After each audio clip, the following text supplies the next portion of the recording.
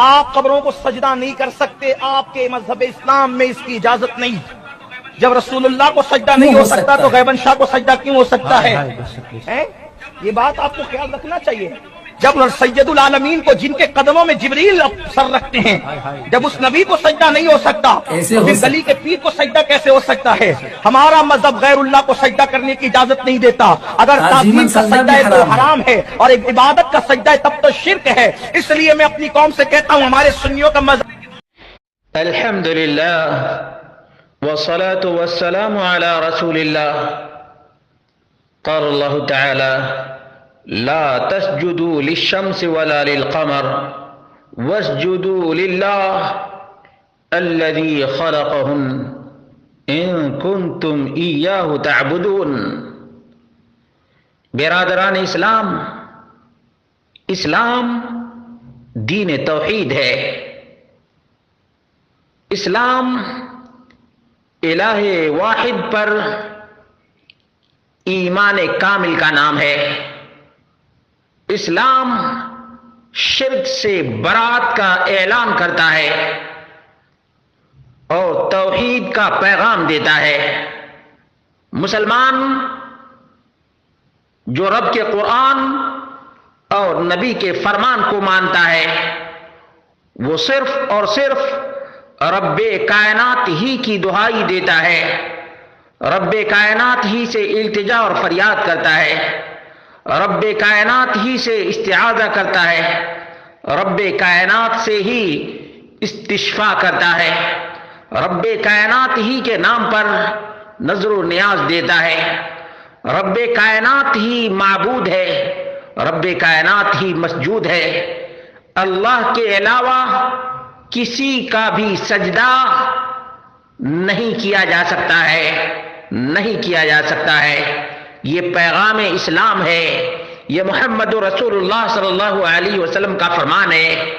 Note کر لیں، ابو داؤد 2140، مستدرک حاکم جلد نمبر 2 صفحہ نمبر 187، بیہقی جلد نمبر 7 صفحہ نمبر 291۔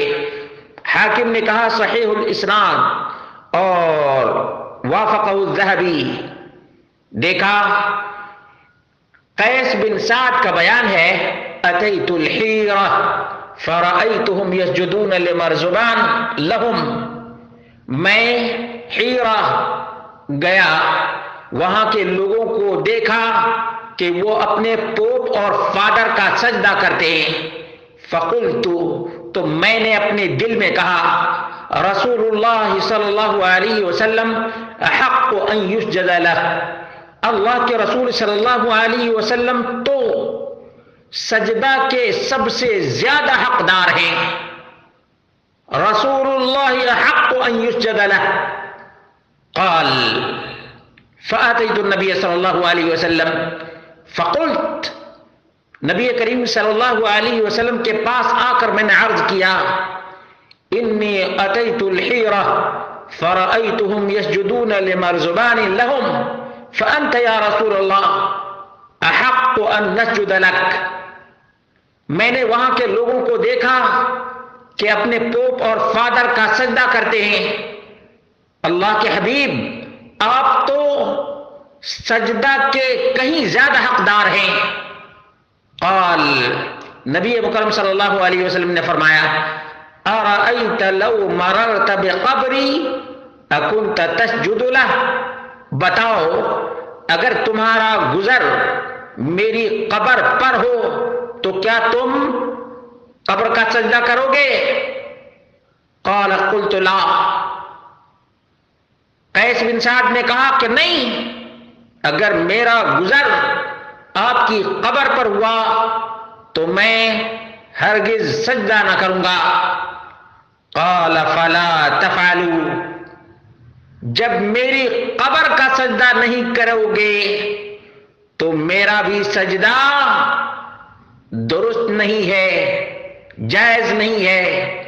لو كنت آمرا احدا ان يسجد لأحد لأمرت النساء ان يسجدن لأزواجهن لما جعل الله لهم عليهن من الحق۔ اگر میں کسی کو کسی کا سجدہ کرنے کا حکم دیتا تو عورتوں کو حکم دیتا کہ وہ اپنے شوہروں کا سجدہ کریں، کیونکہ اللہ رب العالمین نے شوہروں کا بیویوں پر عظیم ترین حق رکھا ہے۔ مسلمانوں، مومنوں، ایمان کو تازگی فراہم کرو، اپنے ایمان کی اوور ہالنگ کرو، اپنے اسلام کی تجدید کرو۔ آج جو قبر پرستوں کو مزاروں پہ، خانقاہوں پہ جبین نیاز خم کرتے ہوئے دیکھتے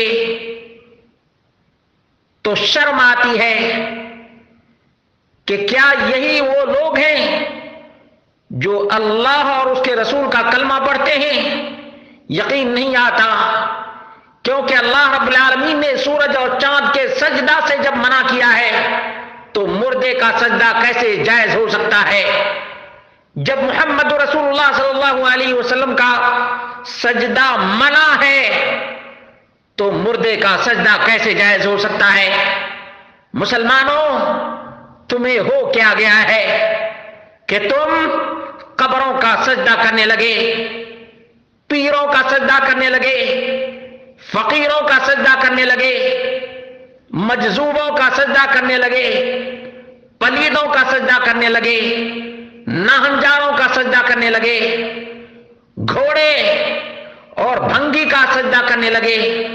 مسلمانوں، تمہارے دل میں ذرہ برابر اسلام کا پاس و لحاظ ہو تو کسی بھی مخلوق کے سامنے ہرگز سجدہ ریز نہ ہو، کیونکہ رب کائنات نے مخلوق کا سجدہ کرنے سے منع کیا ہے۔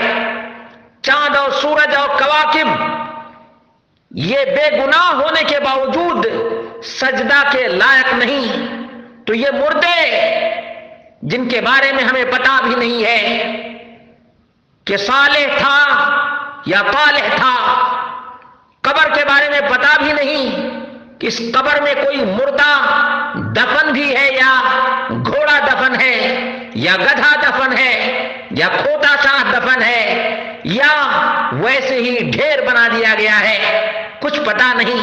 لیکن ایک بات تو ہر مسلمان کو معلوم ہے کہ سجدہ